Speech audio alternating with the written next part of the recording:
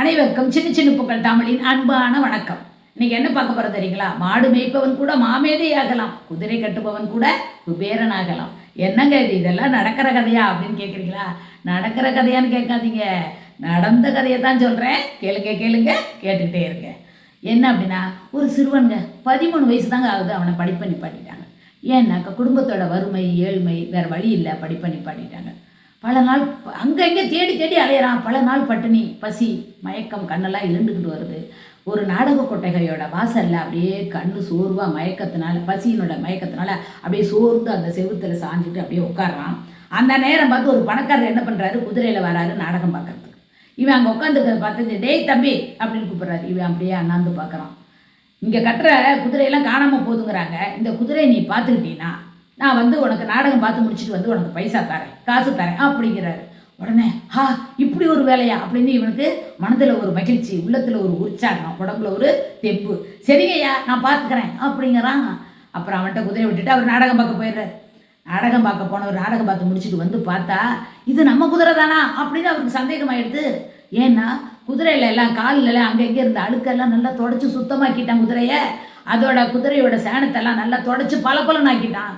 இப்படி ஆக்கின உடனே அவர் காசு கொடுக்கணும்னு நினச்சவருக்கு நிறைய பணமே கொடுத்துட்டு போறாரு சந்தோஷத்தோட. சில்லறை தான் கிடைக்கும்னு நினச்சேன், நிறைய பணமே கிடைச்சிருக்கேன்னு இவன் ரொம்ப மகிழ்ச்சி ஆகிட்டான்.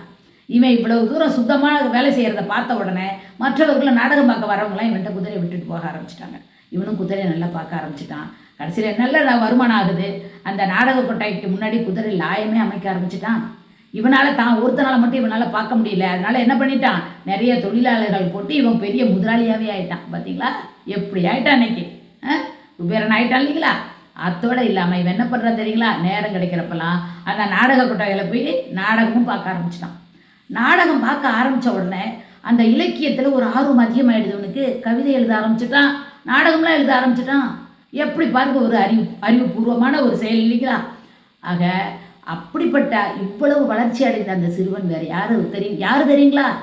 யாரு? உலக புகழ்பெற்ற இலக்கிய மாமேதை, ஆங்கில நாடக ஆசிரியர் ஷேக்ஸ்பியர் தாங்க அவர்.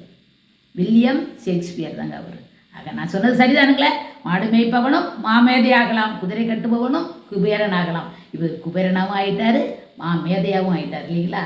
ஆக இதைத்தாங்க வள்ளுவர் சொல்றாரு. என்ன சொல்றாரு, காலமறிதல்ங்கிற அதிகாரத்தில் ஒன்று சொல்லியிருக்காரு பாருங்க. எய்தற்கு அரியது எய்தற்கால் அந்நிலையே செய்தற்கு அரிய செயல்.